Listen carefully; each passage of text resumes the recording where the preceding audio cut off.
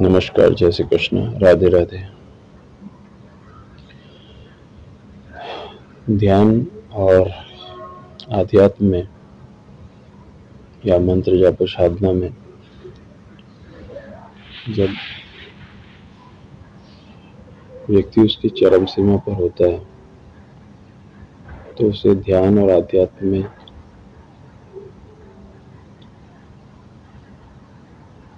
बहुत सी कठिनाइयों का भी सामना करना पड़ता है। आज ध्यान और आध्यात्म जो है उसमें व्यक्ति के अपने अनुभव है। आप जो भी ध्यान करते हैं, आध्यात्म करते हैं, मंत्र साधना करते हैं, उसमें जो भी अनुभव होते हैं वो व्यक्ति वो अनुभव को अपने माइंड के एक जगह में, जिसको सहस्त्रार कहते हैं, उसके अंदर वो उसके अनुभव किसी एक मेमोरी की तरह उसके अंदर रिकॉर्ड होते जाते हैं। जब वह उसके अंदर रिकॉर्ड होते जाते हैं, जब आप कोई तकलीफ में होते हैं या कहीं कोई ऐसी विशेष परिस्थिति में होते हैं जब आपको किसी मदद की ज़रूरत होती है, तो वो जो मंत्र जाप, ध्यान, आध्यात्म आपने किया होता है, जो आपके सहस्त्रार में किसी रिकॉर्ड की तरह स्टोर हो जाता है, वह स्वतः ही एक्टिव हो जाता है। आप ये समझिए कि जैसे आप कोई जगह पे जा रहे हैं और रास्ते में एक स्वतः ही एक गाड़ी आ गई और गाड़ी से आपकी टक्कर होने वाली है। जब गाड़ी से आपकी टक्कर होने वाली है, उस समय आपको स्वतः ही आपके दिमाग में, सबकॉन्शियस माइंड में, अवचेतन मन में, सहस्त्रार चक्र में जो आपने मंत्र जाप, ध्यान या आध्यात्म किया है, चक्र जागृति की दिशा में जो काम किया है, जितना भी आपने ऊर्जा को स्टोर किया है या उसको बचा के रखा हुआ है, वो ऊर्जा स्वतः ही जागृत हो जाती है, एक्टिव हो जाती है। और जिस अवचेतन मन, जो आत्मा, जो आपके अंदर ऊर्जा जो आपके शरीर में है, तुरंत ही आपके शरीर को बचाने की कोशिश करती है। और सामने से जब कोई गाड़ी आती है और आपको, जो आपके लिए एक खतरा है, तुरंत ही आपके अवचेतन मन में, आपके सहस्त्रार चक्र में, जो आपके अंदर जितना भी आपने मंत्र जाप किया, ध्यान किया, आध्यात्म किया, कुंडली जागरण की दिशा में प्रयास किया, वो स्वतः ही आपको बचाने की कोशिश करता है और आप बच जाते हैं। कभी आपको कोई भी ऐसी समस्या आती है जिस समस्या के अंदर से आप नहीं निकल पाते, तो स्वतः ही आपका शरीर उस आध्यात्म, मंत्र जाप, ध्यान, तंत्र साधना या चक्र जागृति की दिशा में किए हुए प्रयास, जो भी ऊर्जा इकट्ठी होती है, वो ऊर्जा आपके सहस्त्रार में स्टोर होती जाती है। तो वो ऊर्जा की स्वतः ही वो मदद लेने की कोशिश करता है और वो ऊर्जा स्वतः ही आपको बचाने की कोशिश करती है। कितनी बार ऐसा होता है कि कितने ही साधक ऐसी कोई परिस्थिति में, ऐसी कोई बीमारी से या ऐसी कोई स्थिति से गुजर रहे होते हैं जिनकी जानकारी उन्हें होती है, लेकिन जब आपके सहस्त्रार के अंदर या आपके शरीर के चक्र जागृति के अंदर जितनी भी ऊर्जा आपने इकट्ठी की है, चाहे आपने 1 साल साधना की हो, 2 साल साधना की हो, 10 साल साधना की हो, लेकिन आपने जो भी किया, जो भी मंत्र जाप किया, वो आपके शरीर के सहस्त्रार के अंदर, शरीर के आपके अवचेतन मन में, शरीर के आपके दोनों आंखों की भ्रुकुटियों के बीच में, सब जगह पे वो आपकी ऊर्जा स्टोर होती जाती है। आप ये देखिए कि जब स्टोर होती जाती है तो जब आपको बहुत ज़्यादा ज़रूरत होती है तो तुरंत ही स्वतः ही वह जागृत हो जाती है और जागृत होकर स्वतः ही उस शरीर को बचाने की कोशिश करती है जिस शरीर में वो है। आप ये समझिए कि कितनी बार कितने साधक ये प्रश्न करते हैं कि हम इतना मंत्र जाप करते हैं, ध्यान करते हैं, चक्र जागृति की दिशा में प्रयास करते हैं, या हम इतना तंत्र साधना करते हैं पर हमें कोई फल नहीं मिलता। सवाल बिल्कुल सीधा है। जो सच को खोजता है वो सच को खोजने की कोशिश करता है। जो सच को खोजता है और सच को खोजने की कोशिश करता है, तो सच को खोजने की कोशिश में वो सच उसको कब मिलेगा वो उसको तो मालूम नहीं है। उसको 1 दिन में मिलेगा, 1 महीने में मिलेगा, 1 साल में मिलेगा, 10 साल में मिलेगा कि 30 साल में मिलेगा, ये सच उसको भी नहीं मालूम है कि उसको सच कब मिलेगा। वह सच को खोजने की कोशिश करता है, और जब सच को खोजने की कोशिश करता है तो वह जितने भी देर, जितने भी दिन, जितने भी घंटे, जितने भी मिनट प्रयास करता है, तो वह उसका किया हुआ प्रयास, उसकी की हुई कोशिश, उसकी की हुई साधना, उसके अवचेतन मन में, उसके सहस्रार चक्र में, दोनों आंखों के बीच में वह स्टोर होती जाती है, वह एक तरह से संग्रहित होती जाती है। जब भी वह व्यक्ति कोई काम में होता है, कोई विपत्ति में होता है, अपने जीवन भर जब तक उसका जीवन रहता है, तब तक जब जब उसको जरूरत होता है, तब तब वह ऊर्जा स्वतः ही जागृत हो जाती है और व्यक्ति के शरीर को या व्यक्ति के उस समस्या को, उस चिंता को सॉल्व करने के लिए या उसका निष्कर्ष लाने के लिए वो कोशिश करती है। आप ये देखिए कितने ही आध्यात्मिक व्यक्ति ऐसे होते हैं, वो बहुत ज़्यादा सुखी रहते हैं, उनको अंदर से आप देखिए कि किसी भी तरह से वो कोई भी परिस्थिति में होंगे खुश रहते हैं। खुश रहना और सुखी रहने में अंतर है। वो बहुत ज़्यादा खुश रहते हैं, वो बहुत ज़्यादा खुश रहते हैं, उसके पीछे वही कारण रहता है कि कितने ही व्यक्ति 2 साल साधना करके छोड़ देते हैं, 3 साल साधना करके छोड़ देते हैं, कितने ही व्यक्ति 9 साल साधना करके छोड़ देते हैं, कितने ही व्यक्ति जब इच्छा कहती है तब साधना करते हैं फिर छोड़ देते हैं। अब इसमें जो वो साधना कर रहे हैं या मंत्र जाप कर रहे हैं, ध्यान कर रहे हैं, तो उन्होंने जितना भी अपने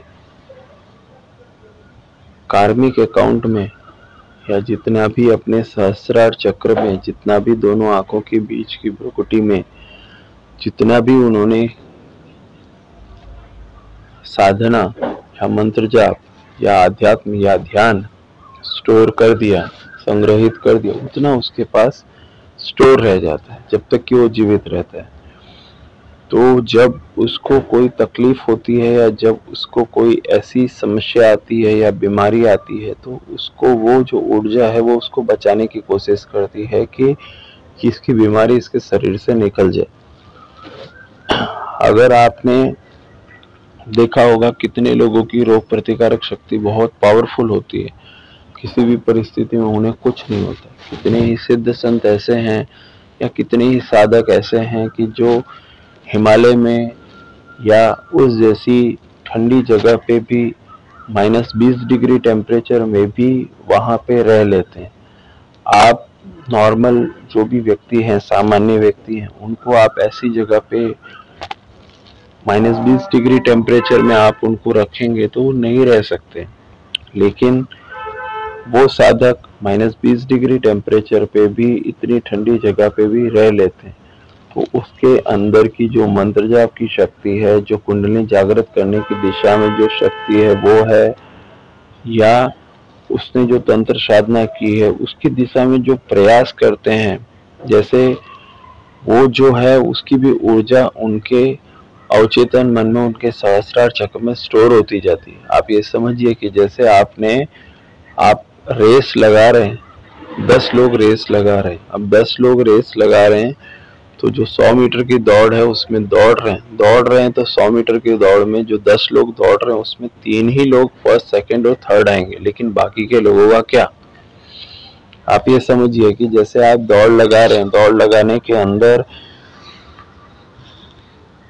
1 लाख लोग ने मैराथन की दौड़ लगाई। मैराथन की दौड़ लगाने के अंदर सिर्फ फर्स्ट, सेकंड, थर्ड तो सिर्फ 3 लोग आते हैं, बाकी के लोगों का क्या? तो बाकी के लोग जब दौड़ते हैं तो दौड़ने के बाद एक जगह पे जाके रुक जाते हैं। रुक जाने के बाद उनकी जो ऊर्जा है वो उनके सहस्त्रार में और उनके अवचेतन मन में स्टोर हो जाती है। उनके दोनों आंखों की भ्रुकुटियों के बीच में, आज्ञा चक्र में स्टोर हो जाती है। उसी तरह से ये दुनिया के अंदर सब लोग हैं, सब लोग दौड़ रहे हैं, सब लोग दौड़ रहे हैं। कोई अपना काम पूरा करने के लिए दौड़ रहा है, कोई किसी चीज की तरफ आकर्षित होकर दौड़ रहा है, कोई किसी चीज को बचाने के लिए दौड़ रहा है, कोई इज्जत कमाने के लिए दौड़ रहा है। हर एक व्यक्ति अपनी तरफ से दौड़ता रहता है। जब वो दौड़ता रहता है तो उसमें कोई 3 लोग ऐसे हैं जो फर्स्ट, सेकंड और थर्ड, पहला, दूसरा और तीसरा, ये 3 पद पे आते हैं। पर बाकी के लोग, जो लोग इस पद पे नहीं आते, वो भी अपनी सहस्त्रार चक्र में और अवचेतन मन में ऊर्जा को स्टोर करते रहते हैं। उन्होंने 1 साल प्रयास किया तो कुछ उनके ऊर्जा उनके अवचेतन मन में स्टोर हो जाती है, उनके सहस्त्रार में, उनकी आत्मा में स्टोर हो जाती है। अगली साल और कोशिश करते हैं, उसके बाद और कोशिश करते हैं, धीरे धीरे करके वो सारी की सारी ऊर्जा उनमें स्टोर हो जाती है। तो अगर रहते जीवन तक उन्होंने वो ऊर्जा को उपयोग करके फर्स्ट, सेकंड, थर्ड जो तीनों क्रम है उसके अनुसार वो पहुंच जाते हैं, तो वो ऊर्जा का उपयोग करके वो तीनों स्तर पा लेते हैं। लेकिन अगर किसी कारणवश वो 3 स्तर को पाने से पहले ही मर जाते हैं, तो उसके बाद वो अगले जन्म में वो फिर से कोशिश करते हैं और फिर से वो दौड़ना चालू करते हैं। फिर जितना मंत्र जाप, ध्यान, आध्यात्म, तंत्र साधना की, फर्स्ट, सेकंड, थर्ड में आए तो ठीक, नहीं आए तो फिर से जन्म। यही भगवत गीता में लिखा है, यही आत्मा का सिद्धांत है कि आत्मा नियमित अवचेतन मन अपना काम करते हुए कोशिश करता है, फिर अपना शरीर बदलता रहता है। तो अवचेतन मन या सहस्त्रार के अंदर इकट्ठी हुई ऊर्जा या दोनों आंखों के बीच में, सहस्त्रार आंखों के बीच में, आज्ञा चक्र में इकट्ठी हुई ऊर्जा, वो सब ऊर्जा को लेके व्यक्ति आगे बढ़ता रहता है। तो जब भी व्यक्ति को कोई तकलीफ होती है, कोई बीमारी होती है, कोई ऐसी परिस्थिति होती है जिसमें व्यक्ति किसी कारणवश दुखी होता है, तो वो स्वतः ही वो ऊर्जा जागृत हो जाती है, एक्टिव हो जाती है और व्यक्ति को उस चिंता से, उस तकलीफ से या उस बीमारी से दूर करने की कोशिश करती रहती है। अब आप ये समझिए कि कोई भी व्यक्ति है वो ऐसा सोचे कि मैंने इतनी बार मंत्र जाप किया, इतनी बार ध्यान किया, तंत्र साधना की, मंत्र साधना की, लेकिन उसका हुआ क्या? भगवान निर्दयी हैं, भगवान ने मेरे को कुछ दिया नहीं। और ऐसा नहीं है, तुमने जो कर्म किया, जो कल किया, उसका फल आज आप भुगत रहे हो। आज जो आपकी परिस्थिति, आज जो आप कर रहे हो, उससे आपका कल निर्धारित होगा। यानी कल आपने कुछ ऐसा किया होगा जिसकी वजह से आज आपकी ये परिस्थिति है, और आज आप जो करेंगे, आज जो मंत्र जाप, ध्यान साधना, तंत्र साधना या आध्यात्म में आप जो भी चीज करते हैं उससे आपका कल निर्धारित होगा। आज आप जो अच्छे कर्म करेंगे, अच्छा काम करेंगे, तो उससे आपका कल निर्धारित होगा। उसी तरह से जब आप कोई चीज करते हैं, मंत्र जाप करते हैं, ध्यान करते हैं, साधना करते हैं, या कुंडली जागरण की दिशा में आप चक्र जागृति की दिशा में प्रयास करते हैं, तो जो प्रयास करते हैं वो ऊर्जा आपकी कहीं जाती नहीं है, वो स्टोर होती जाती है। आपके सहस्त्रार में अपने दोनों आंखों के बीच में वो ऊर्जा स्टोर हो जाती है। जब स्टोर हो जाती है तो वो ऊर्जा का आपको आपके शरीर के अंदर उपयोग होता है। आप शांति से अपना जीवन बिताएंगे कि आप बीमारी से अपना जीवन बिताएंगे, वो ऊर्जा उसमें आपकी मदद करती है। अब जो भी ऊर्जा आप संग्रहित करते हैं, जो भी ऊर्जा आप मंत्र जाप और ध्यान और साधना से संग्रहित करते हैं, ये साधक लोगों को मालूम है, जो अच्छे साधक हैं उन्हें मालूम है कि वो ऊर्जा अंदर स्टोर होती जाती है। आपने अगर हनुमान चालीसा पढ़ी तो हनुमान चालीसा पढ़ने से, हनुमान जी की स्तुति करने से जो ऊर्जा आप में इकट्ठी हुई, वो ऊर्जा आपके अंदर स्टोर हो गई। आपने राम राम का जप किया, 100 बार राम राम का जप किया, दिन में 100 बार का राम राम का जप किया। एक दिन में 24 घंटे होते हैं, 24 घंटे में कितनी ही बार आप कर सकते हैं, लेकिन आपने मात्र अगर 100 बार राम राम का जप किया और दूसरे दिन फिर से राम राम का जप किया, तो राम राम का जप आपके अवचेतन मन में, दोनों आंखों के भ्रुकुटियों के बीच के आज्ञा चक्र में, सहस्रार चक्र में स्टोर हो गया। ब्रह्मांड की ऊर्जा के अंदर से जो राम राम के जप की ऊर्जा है, वो ऊर्जा आपके अंदर से जुड़ गई। जब भी आपको कोई तकलीफ, विपत्ति या आपकी हेल्थ खराब होती है या कोई रीजन होता है, तो स्वतः ही वो ऊर्जा जागृत हो जाती है और ब्रह्मांड की ऊर्जा से आपकी ऊर्जा को जोड़ देती है, और ब्रह्मांड की ऊर्जा से आपकी ऊर्जा को जोड़ के स्वतः ही आपके शरीर को बचाने की कोशिश करती है, या आपके शरीर के अंदर जो मानसिक तकलीफ होती है उसको दूर करने की कोशिश करती है। इसलिए ये ऐसा बिल्कुल नहीं है कि कोई भी व्यक्ति साधक वो मंत्र जाप करता है, ध्यान करता है, तो उसको कुछ मिला नहीं तो उसको कुछ नहीं मिला, ऐसा बिल्कुल नहीं है। जो चक्र जागृति की दिशा में आप कोशिश करते हैं, मंत्र जाप की दिशा में कोशिश करते हैं, ध्यान की दिशा में कोशिश करते हैं, वो भी आपका स्टोर होता जाता है, संग्रहित होता जाता है, उसका आपको फल जरूर मिलता है। आप ये समझिए कि एक बार भी आपने राम राम का जप किया, एक बार भी आपने हरे कृष्ण का जप किया, एक बार भी आपने ओम का नाद किया, हरिओम का जप किया, आपने जितना भी आपने जो जप किया है, तो वो जो ऊर्जा है आपके शरीर के अंदर स्टोर हो जाती है, और वो स्टोर होने के बाद, संग्रहित हो जाने के बाद, जब तक आप जीवित रहते हैं तब तक वो ऊर्जा का आप उपयोग करते हैं।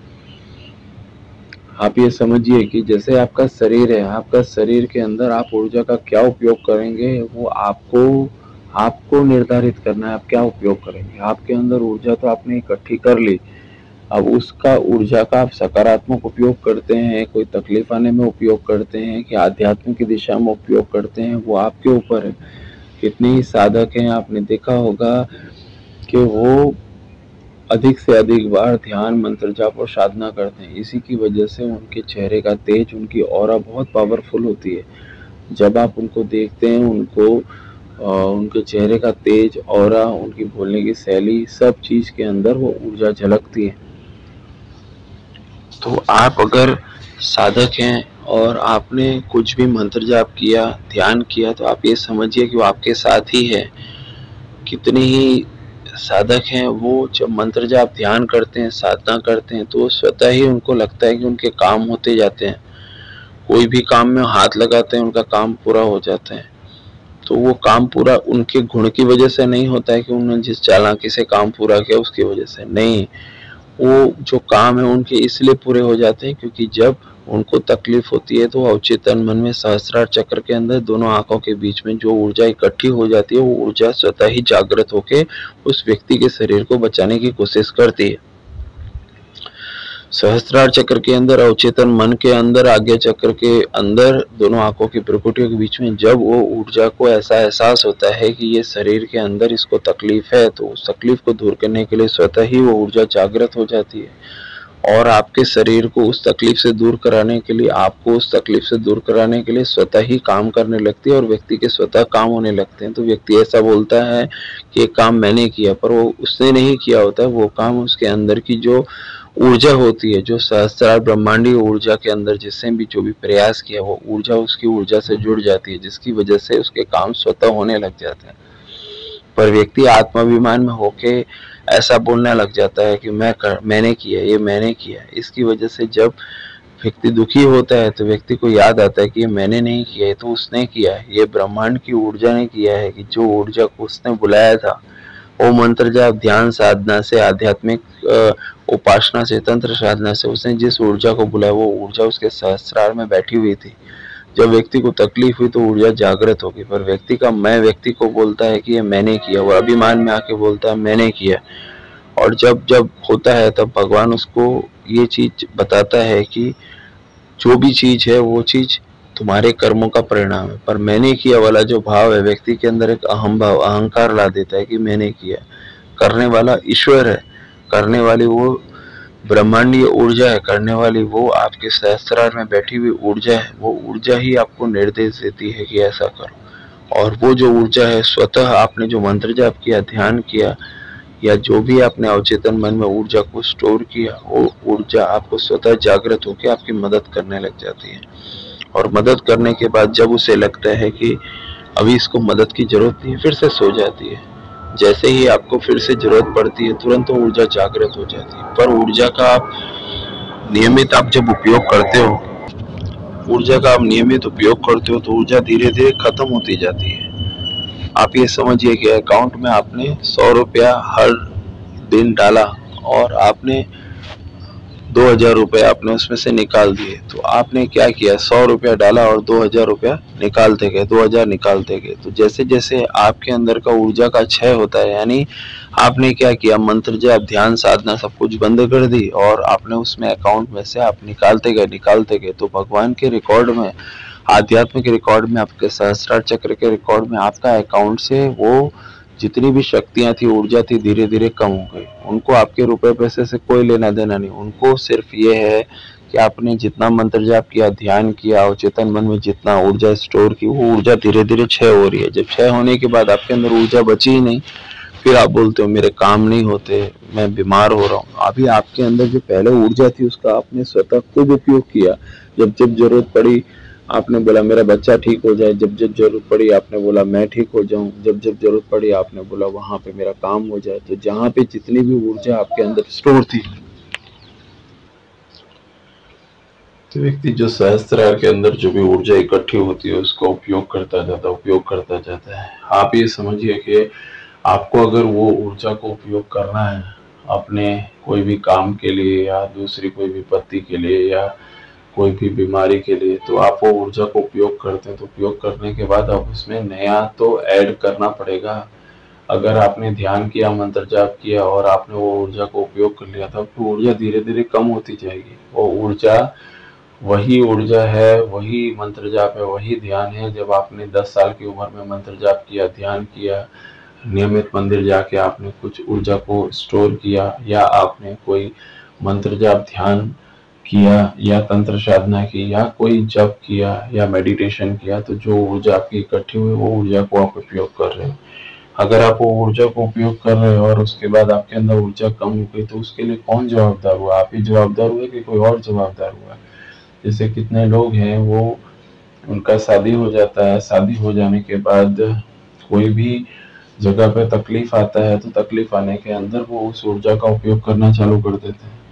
वो समझते हैं कि वो ऊर्जा का उपयोग कर रहे हैं, तो उपयोग करने के बाद धीरे धीरे करके जब ऊर्जा धीरे धीरे कम होती जाती है, तो कम हो जाने के बाद वो भगवान से कंप्लेन करते हैं कि हमने इतना मंत्र जाप किया, ध्यान किया, हम तंत्र साधना की, ये सब किया, पर अभी भी मेरे को दुख है। अरे भाई, जो ऊर्जा आपने इकट्ठी की थी वो तो आपने उपयोग कर ली।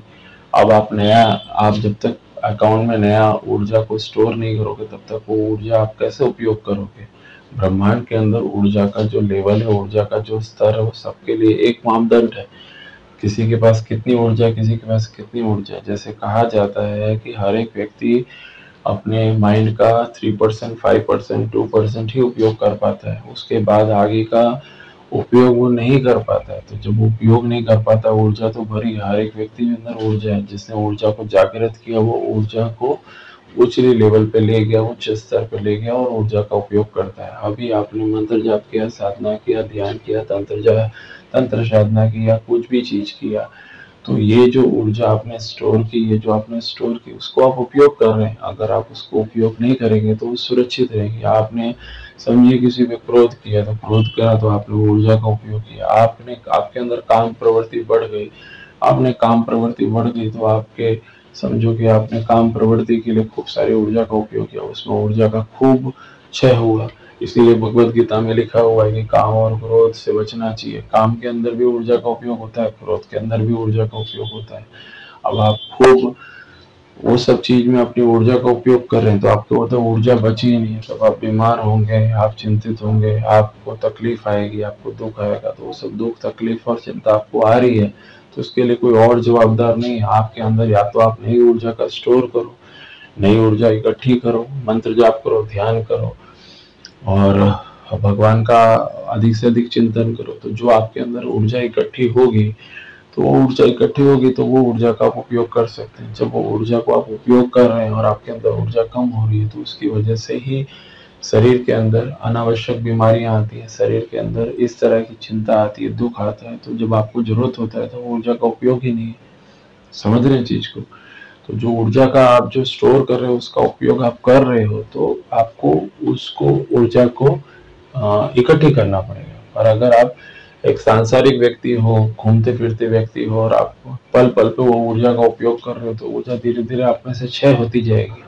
और मंत्र जाप ध्यान साधना आप महीनों में एक बार करोगे तो आपको कहाँ से कोई चीज मिलेगा? नहीं मिलेगा ना। तो व्यक्ति को ये समझना चाहिए कि भाई अगर वो मंत्र जाप ध्यान साधना कर रहा है, अगर उसका ऊर्जा इकट्ठी हो रही है तो वो उसके पास कहीं ना कहीं ऊर्जा स्टोर हो रही है, उसका वो उपयोग करेगा तो कम होती जाएगी। उसको नियमित उसमें डालना चाहिए। इसी की वजह से ऋषि मुनि साधु संतों को मालूम था, इसलिए कहीं कितने साधु संत जंगल चले गए, कितने साधु संत जंगल में बैठ के तपस्या करते थे। बड़े बड़े राजा लोग उनका आशीर्वाद लेने के लिए आते थे, क्योंकि उन राजा लोगों को मालूम था वो भोग विलासी थे। तो वो क्या करते थे, जब उनमें ऊर्जा कम हो जाती थी तो साधु संतों से मिल के आशीर्वाद लेके उनसे ऊर्जा लेने के लिए आते थे। तो वो बोलते थे कि जैसे व्यास मुनि और भी दूसरे जो संत हैं उनके पास, विश्वामित्र उनके पास आते थे और आशीर्वाद लेते थे। भगवान राम के भी गुरु थे, तो उनके आशीर्वाद लेके उनसे आशीर्वाद लेते थे। ऊर्जा कम हो जाती है तो आशीर्वाद लेने के लिए आते थे, ऊर्जा और बढ़े उसके लिए। तो उसी तरह से जो भी मंत्र साधना, तंत्र साधना करते हैं, भगवान की स्तुति करते हैं, वो चीज के अंदर आपका शरीर भी एक तरह से एक एनर्जी है। और आपके शरीर के अंदर जब आप अधिक से अधिक मंत्र जाप ध्यान साधना करते हैं तो धीरे धीरे आपके शरीर के अंदर ऊर्जा बढ़ती जाती है। आप मानव से महामानव बन सकते हैं और ज्यादा आगे तक जा सकते हैं। लेकिन आप अगर फर्स्ट सेकंड थर्ड रैंक में अगर आप नहीं आ पाते, आप दौड़ते दौड़ते उस महान स्तर तक नहीं पहुंच सकते, तो नहीं पहुंच सकते तो फिर भी आप प्रयास करते हैं तो कुछ स्तर तक आप बहुत आगे जाके अपनी ऊर्जा को स्टोर करके अपने जीवन को, अपनी आजीविका को एकदम ओके बना सकते हैं। आप उसको अच्छा बना सकते हैं कि जिसकी वजह से आपको कोई शारीरिक बीमारी नहीं हो, आपको कोई दूसरी कोई समस्या नहीं हो और आपको अपने स्तर पे आपको ऐसा अनुभव हो जाए कि नहीं, आपने जो किया उसका आपको उपयोग कर रहे हैं। और कितने ही साधक हैं गायत्री साधना करते हैं, गायत्री मंत्रों का जप करते हैं, जो नियमित जप करते हैं उनको कोई तकलीफ नहीं आती है। लेकिन जिन्होंने थोड़े टाइम जप कर लिया है, उस ऊर्जा इकट्ठी हो गई, उस ऊर्जा को उपयोग कर लिया, ऊर्जा का उपयोग करने के बाद फिर आगे अपने रूटीन में लग जाते हैं, गायत्री साधना छोड़ देते हैं। कितने लोग राम राम का जप करते हैं, वो जप करने के बाद खूब कोशिश करने के बाद फिर बाद में जब उनका रूटीन, उनका दिनचर्या अच्छी चलने लग जाती है तो राम राम का जप बंद कर देते हैं। हनुमान चालीसा 2 साल करते हैं फिर बंद कर देते हैं। तो जब आप बंद करोगे तो जो ऊर्जा को आपने इकट्ठी किया, ब्रह्मांड की ऊर्जा को इकट्ठी करके, ब्रह्मांड की ऊर्जा को बुला के आपने अपना सब काम कर लिया। करने के बाद फिर उसके बाद जो आपके शरीर में से वो ऊर्जा कम हो गई तो उसके बाद फिर क्या, उसके बाद आपको नई ऊर्जा की जरूरत पड़ेगी तो आप उसको कैसे हैंडल करोगे? तो ये सीधा हिसाब है। जो साधक लोग ये बात को समझ जाएंगे, साधक लोगों को ये मालूम हो जाएगा कि हाँ ऐसा होता है, अपने शरीर के अंदर से ऊर्जा क्षय होती है। आप जो ऊर्जा का काम क्रोध में उपयोग कर रहे हो वो ऊर्जा वापस नहीं आने वाली है। ऊर्जा को आपको इमीडिएट बेसिस पे वापस रिस्टोर करना पड़ेगा। वो ऊर्जा रिस्टोर होगी तभी आप ऊर्जा का उपयोग कर सकते हैं। हरे कृष्णा राम राम राम राम राम। ओम नमः शिवाय, ओम नमः शिवाय, ओम नमः शिवाय। सभी देवी देवताओं की जय, माता पिता की जय, गुरुदेव की जय, गुरुदेव की जय, गुरुदेव की जय। ओम ओम ओम।